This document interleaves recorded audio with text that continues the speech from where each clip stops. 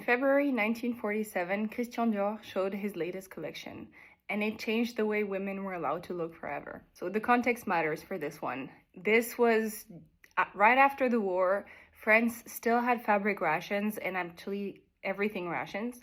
So Christian Dior's style was kind of crazy in that way. Basically, back then, silhouettes were narrower, fabric was shrunk as much as possible. I mean, fabric use was shrunk as much as possible. You had to make do and mend, basically how the British used to say it.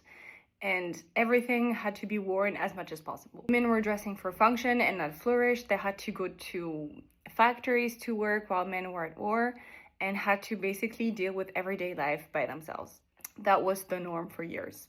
What Dior showed that afternoon, the cinched waists, the meters of fabric, the gathered skirts, everything contradicted what was previously done during those war years. The collection was named Corolle, but it went down in history as the new look. The reaction was actually not universally positive back then. Some women really hated it because that look assumed kind of movement restriction, whereas in the war years, women were free, like freer than they haven't been before.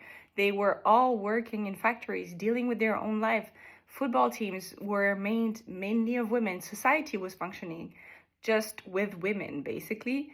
And the new look had this kind of restrictive, cinched, very feminine look that we all associated with the 50s because that was Christian Dior's look. It's kind of put women back to their feminine, purely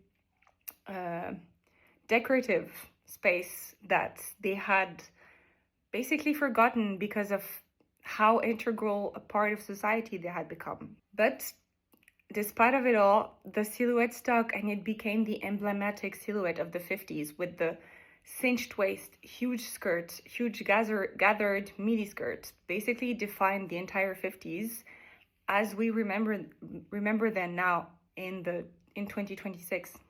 Everything I'm building in my wardrobe now even comes back to that one afternoon where Dior showed that new look. And it's crazy to think that from 1947 to 2026, Christian Dior is still influencing minds right now.